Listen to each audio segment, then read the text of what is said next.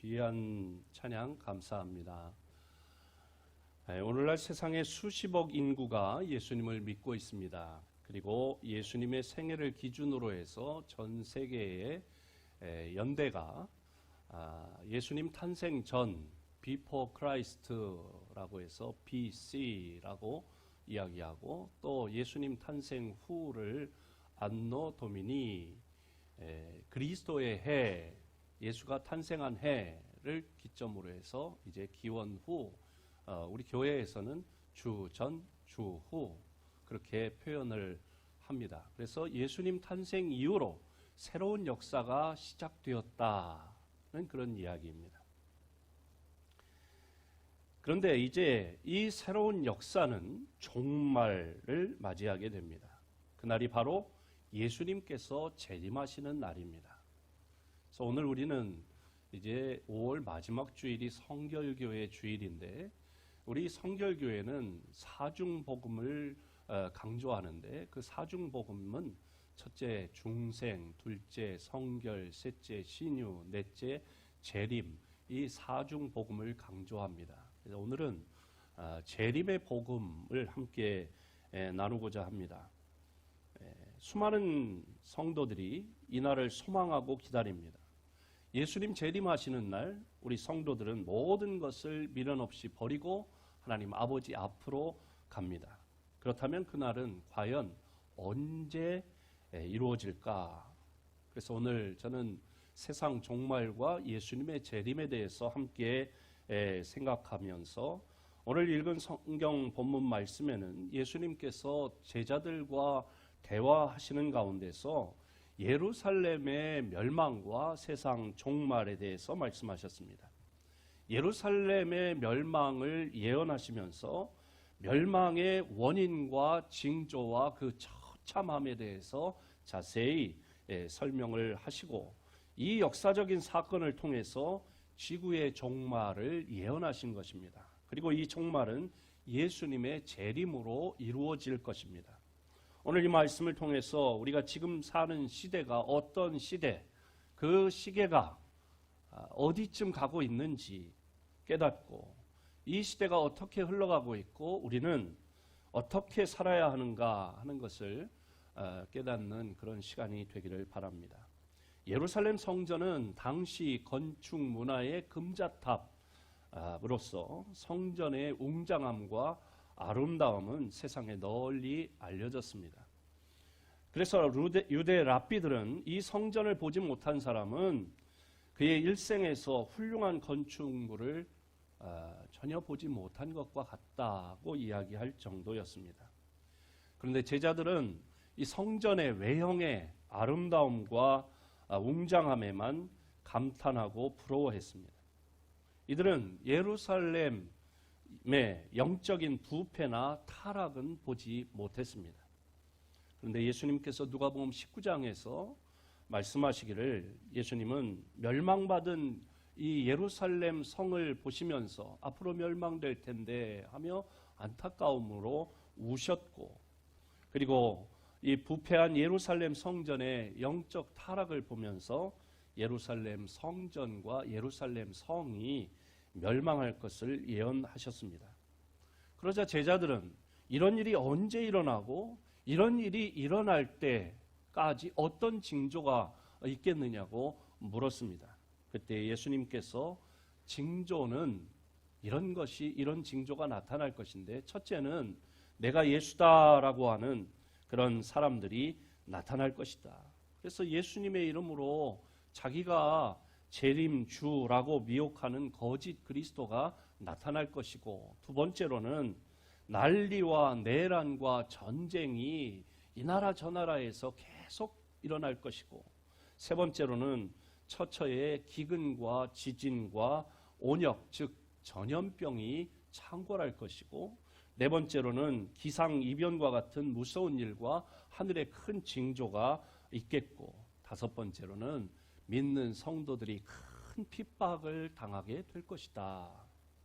그런데 이 같은 일이 일어나게 되면 도망하라. 그리고 성전은 돌 위에 돌 하나도 남지 않고 예루살렘은 토성을 쌓아가지고 무너뜨리는 그런 멸망이 있을 것이라고 말씀했습니다. 예수님께서 예언하신 이 말씀대로 AD 70년, 예수님 탄생 후 70년 로마의 디도 장군에 의해서 예루살렘은 포위당하고 멸망을 당했습니다. 성지순례를 가셨던 분들은 그때 가이드가 설명하는 말을 들으셨을 거예요. 그 예루살렘 성에 올라가서 저기 저 아래 그 흙으로 쌓은 것이 그 토성, 흙으로 쌓은 성. 성이 이렇게 높으니까 그것을 어떻게 기어 올라가기도 힘드니까 그 많은 그 흙으로 이렇게 돋아가지고 하니까 얼마나 많은 인력이 필요했을까 싶을 정도로 흙으로 성 주변을 이렇게 쌓아가지고 걸어서 올라가서 함락했다. 뭐 그런 이야기입니다. 멸망되기 전에 거짓 그리스도가 많이 일어나서 사람들을 미혹했고 심한 기근과 난리와 전쟁이 있었고 성도들은 네로 황제 때 큰 핍박을 받았습니다.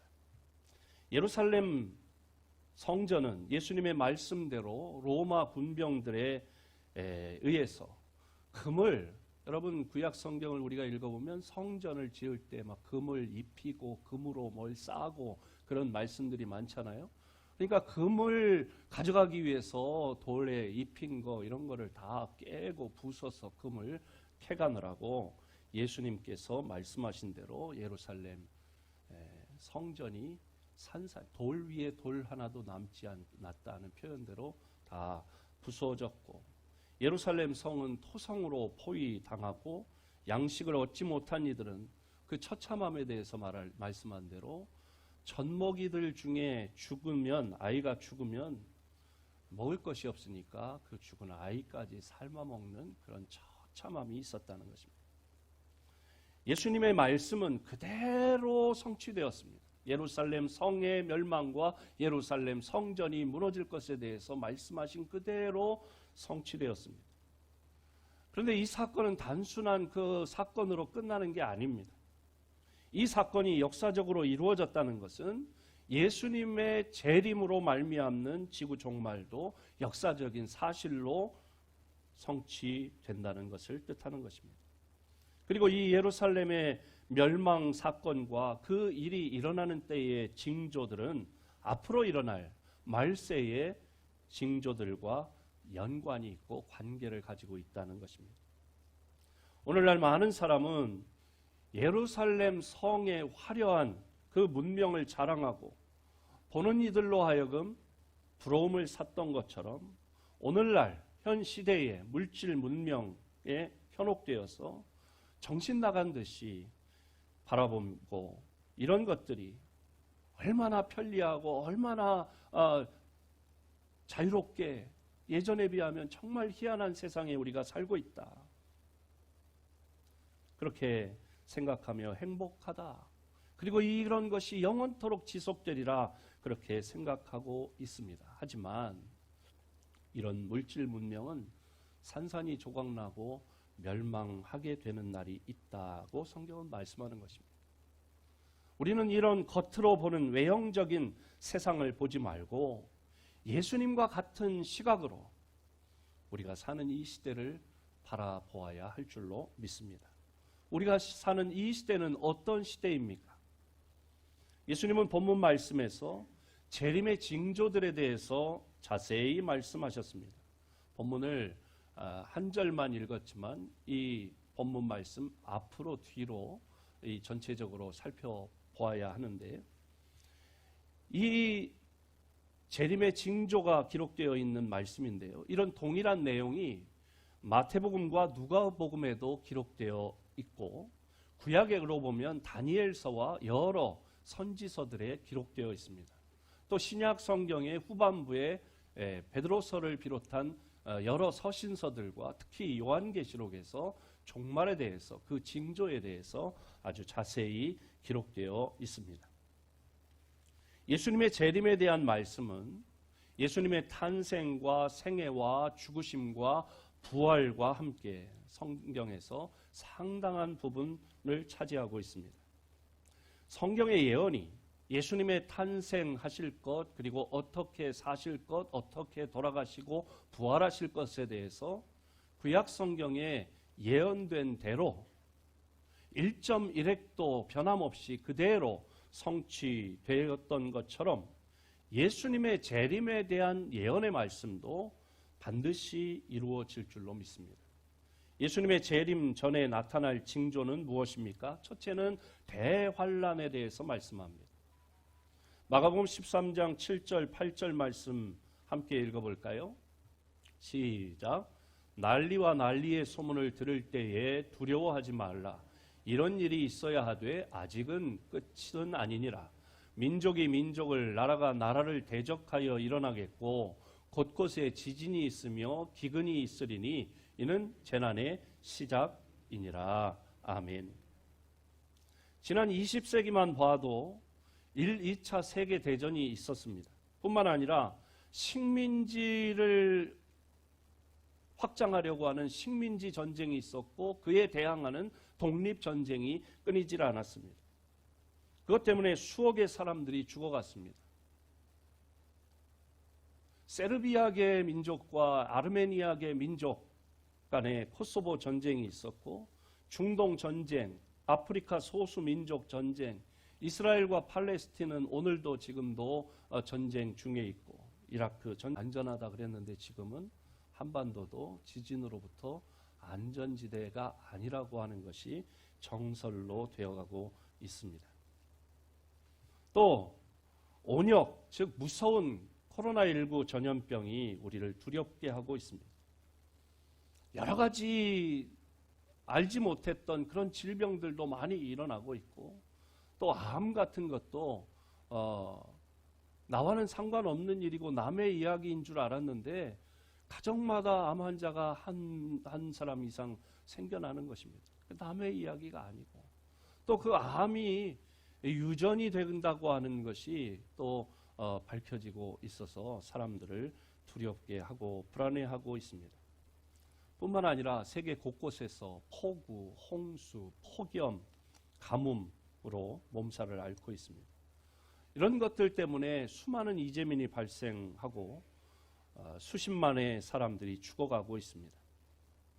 하늘의 징조로서 대기가 오염되고 대자연에 이상이 생긴 것이죠. 성경은 이 같은 현상을 예수님의 재림의 징조라고 말씀합니다. 두 번째 징조는 적그리스도의 출현입니다. 마가복음 13장 5절 6절 말씀 함께 읽어볼까요? 시작.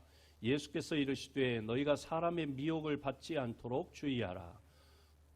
6절. 많은 사람이 내 이름으로 와서 이르되 내가 그라하여 많은 사람을 미혹하리라. 아멘. 또 마태복음 24장 24절에 보니까 거짓 그리스도들과 거짓 선지자들이 일어나 큰 표적과 기사를 보여 할 수만 있으면 택하신 자들도 미혹하리라. 거짓 그리스도, 거짓 선지자들이 나타나는데 큰 표적과 기사를 보인다. 막 기적이 나타나는 거예요.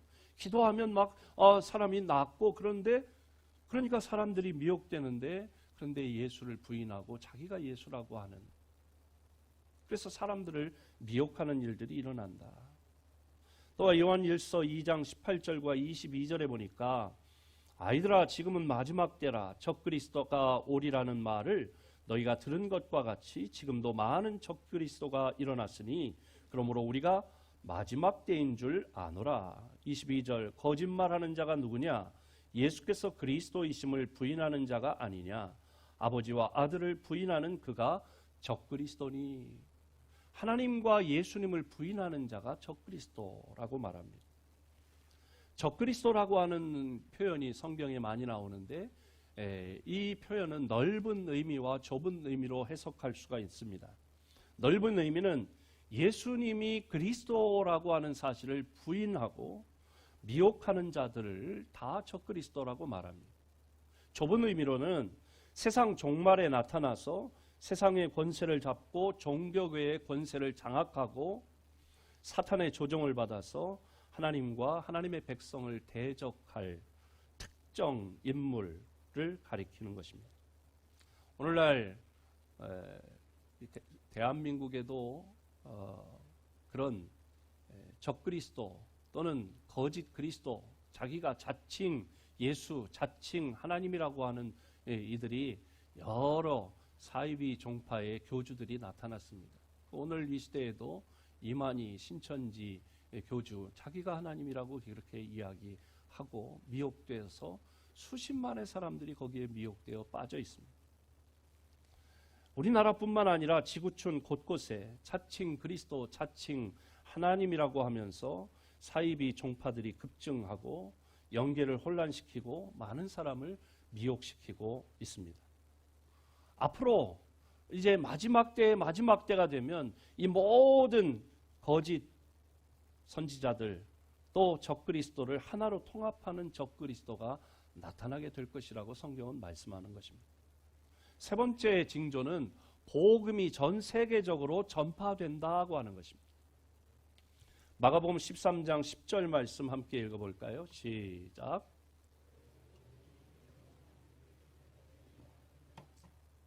그런가 하면 마태복음 24장 14절에 보면 이 천국 복음이 모든 민족에게 증언되기 위하여 온 세상에 전파되리니 그제야 끝이 오리라. 전 세계의 복음이 전해지면 그때 지구의 끝, 예수님의 재림이 임한다는 것인데, 이 말씀은 이 땅에 있는 전 지구상에 있는 모든 인류가 한 사람도 빠짐없이 예수 믿는 신자가 된다는 말이 아닙니다.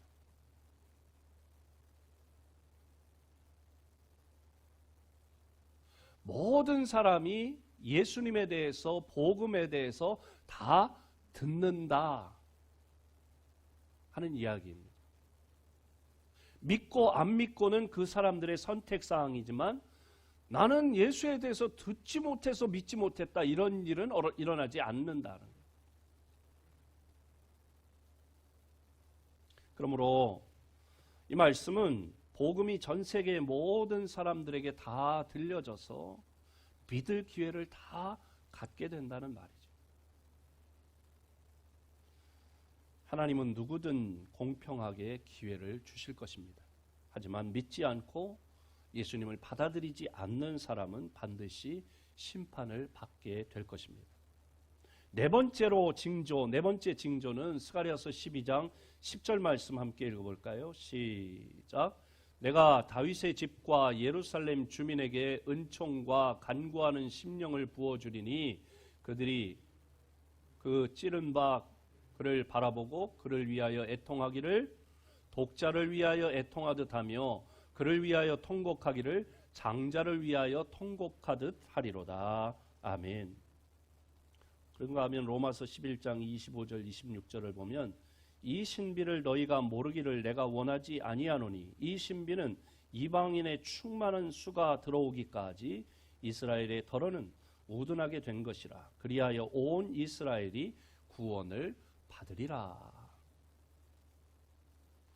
즉 예수님께서 재림하시기 전에 택한 선민이라고 하는 택한 백성인 이스라엘의 대대적인 회개의 역사가 일어나고 대부분의 이스라엘 사람들이 예수님께로 돌아오게 된다는 말씀입니다.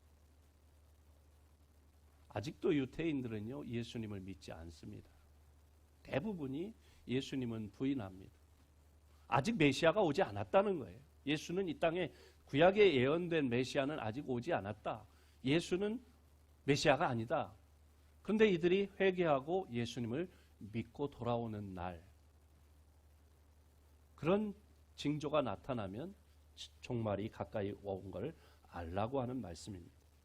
이 외에도 이제 종말에 예수님의 재림이 가까우시는 날의 징조들이 무엇인지 이제 신약 성경 이곳저곳의 서신서들이나 요한계시록에 보면 사람들이 자기를 사랑하고 돈을 사랑하고 쾌락을 사랑한다.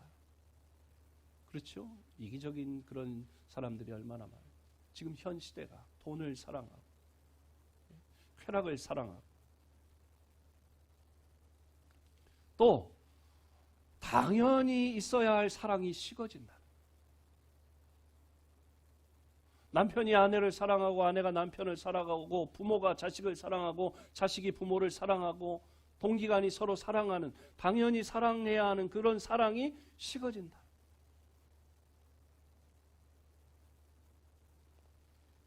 그런 뉴스 좀 안 나왔으면 좋겠어요. 부모가 애들을 때려서 죽였니 뭐 어쩌니. 왜 가정의 달에 특별히 그런 뉴스를 자꾸 내보내는지 참 안타까워요. 전에도 그런 일이 늘 일어나고 있는데 왜 가정의 달에 그런 뉴스를 자꾸 내보내는지 참 안타까운 마음이 들어요. 천륜이라고 그러는데 그런 사랑이 식어지고 사랑이 있는지도 모르겠어요. 사람들이 이기적이 되고 교통수단이 빨라지고 그런 것이 말세의 징조라고 성경은 말씀합니다. 이런 걸로 볼 때 예수님의 재림은 시시각각 다가오고 있는 줄로 믿습니다. 오늘날 시대가 그것을 보여주고 있습니다. 구약 성경에 예수님이 탄생하실 것 그리고 예수님의 생애에 대해서 예언된 말씀이 456번입니다. 그런데 그대로 예수님은 탄생하셨고 사셨고 십자가를 지셨고 장사 지냈다가 부활하시고 승천하셨습니다. 그런데 그 1.1획도 어긋나지 않고 성취되었던 것처럼 신약 성경에 보면 예수님의 재림이 318번 예언되어 있습니다.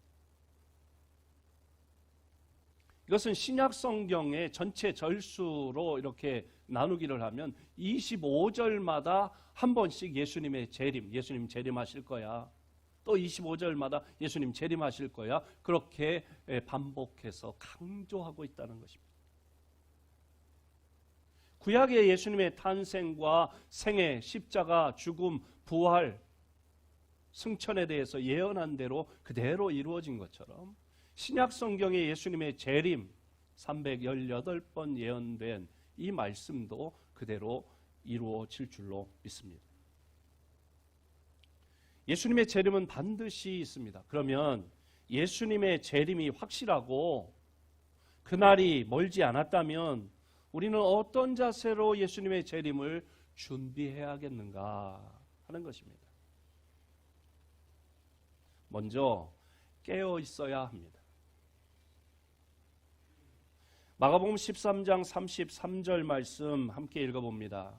시작. 주의하라, 깨어 있으라, 그때가 언제인지 알지 못함이라. 아멘. 깨어 있어라. 예수님은 말씀하시기를 요한복음 14장 2절 3절에 내가 너희를 위하여 거처를 예비하러 가노니 가서 너희를 위하여 거처를 예비하면 내가 다시 와서 너희를 내게로 영접하여 나 있는 곳에 너희도 있게 하리라. 약속하셨습니다.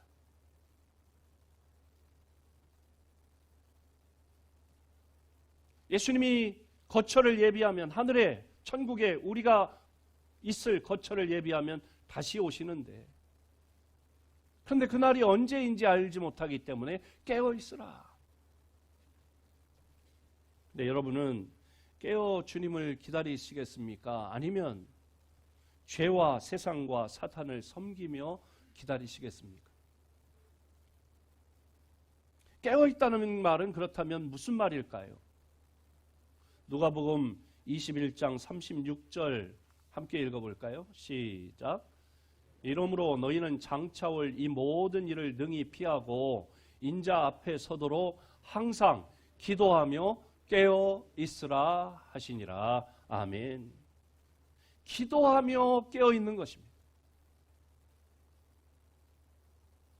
기도하는 것이 깨어 있는 것입니다. 항상 기도하며 깨어 있으라. 인자 앞에 서도록 재림하시는 예수님 앞에 두려워서 숨고 피하는 것이 아니라 기쁨으로 주님 앞에 서려면 기도하며 항상 기도하며 깨어 있으라. 기도야말로 우리가 깨어 있는 증거입니다. 영적으로 깨어있는 증거는 기도하느냐 하지 않느냐 하는 것입니다. 준비하지 않고 깨어있지 않는 미련한 다섯 처녀가 되지 말고 기름을 예비하는 슬기로운 지혜로운 다섯 처녀처럼 기도하며 깨어있는 우리 성도들이 되시기를 바랍니다. 기도하지 않는 것은 영적으로 잠자는 것이고 기도가 살아있을 때에 깨어있는 신앙인이라 할 수 있을 것입니다. 기도함으로 깨어 재림을 준비하는 우리 모든 성도들이 되시기를 주님의 이름으로 축복합니다. 두 번째로는 어떻게 준비해야 하느냐? 사명에 충실하라 하는 것입니다. 마가복음 13장 34절을 함께 읽어볼까요? 시작. 가령 사람이 집을 떠나 타국으로 갈 때에 그 종들에게 권한을 주어 각각 사물을 맡기며 문지기에게 깨어있으라 명함과 같으니. 아멘. 주인이 있습니다. 그런데 주인이 먼 곳에 여행을 떠나면서 종업원에게 말합니다. 내가 없는 동안에 내 사업을 너희들한테 맡겨줄 테니까 잘 좀 해라. 그러면 내가 돌아와서 보상해 주겠다. 그것과 같다는 것입니다. 이 세상은 침수하는 배와 같습니다. 그런데 예수님께서 우리에게 구명선을 맡겨주시면서 말씀하시기를 부디 네가 구할 수 있는 사람을 많이 구하라. 전부 구하라. 그렇게 말씀하셨습니다.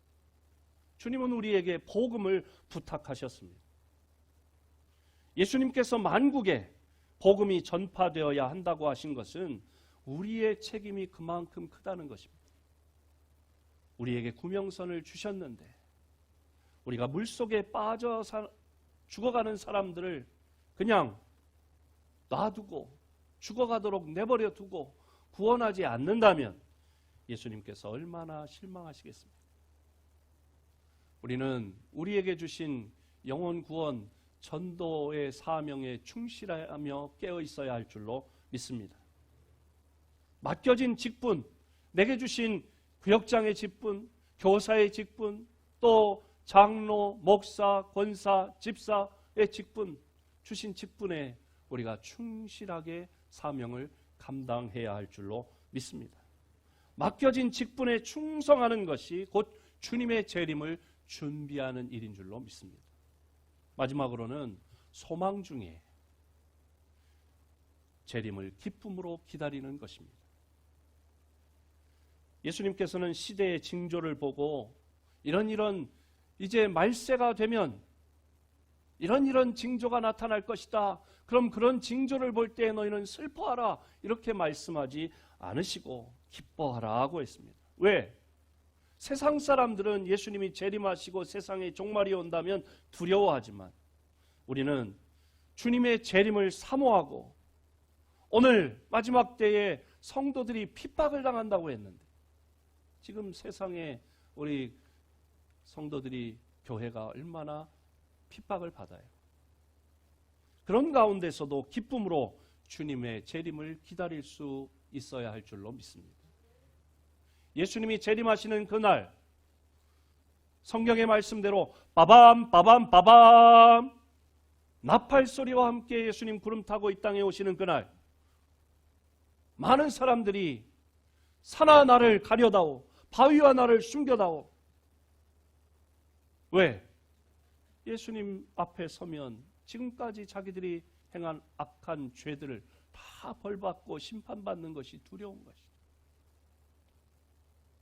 그러나 예수 그리스도를 믿고 깨어 기도하며 사명에 충실한 성도들은 어떻게 합니까? 마라나타 아멘 주 예수여 오시옵소서. 예수님 왜 이제 오세요? 예수님 어서 오세요. 그렇게 기쁨으로 맞이하게 될 줄로 믿습니다. 세상을 볼 때 성경에 예언된 징조들 그런 현상들이 얼마나 많이 있습니까? 세상을 보면 주님의 재림의 발자국 소리가 가깝게 들리지 않습니까? 부활하여 승천하신 주님은 언젠가 재림하십니다. 그런데 그 언제가 언제인지를 우리 알지 못하기 때문에 깨어 있어야 할 줄로 믿습니다. 깨어 기도하고 깨어 사명에 충실하고 그리고 주님의 재림을 기쁨으로 기대하며 이번 한 주간 동안도 깨어 기도하며 믿음으로 살아가는 우리 모든 성도들이 되시고 주님 오시는 그날 마라나타 아멘 주 예수여 오시옵소서 기쁨으로 맞이하고 함께 잔치에 참여하는 복된 성도들이 되시기를 주님의 이름으로 축복합니다. 하나님 감사합니다. 오늘도 하나님의 귀한 말씀을 우리에게 주시고 재림의 복음을 듣게 하시니 감사합니다. 세상을 바라볼 때에 재림의 징조들의 여러 가지 현상들을 우리가 피부로 느끼게 됩니다. 주님 깨어 기도하며 준비하게 하시고 사명에 충실하게 하시고 주님의 재림을 소망 가운데 기쁨으로 기다리며 오늘을 기도와 전도로 순종으로 깨어있기 원하오니 주님 은혜를 베풀어 주시옵소서. 예수님의 이름으로 기도하옵나이다. 아멘. 다 자리에서 일어나 우리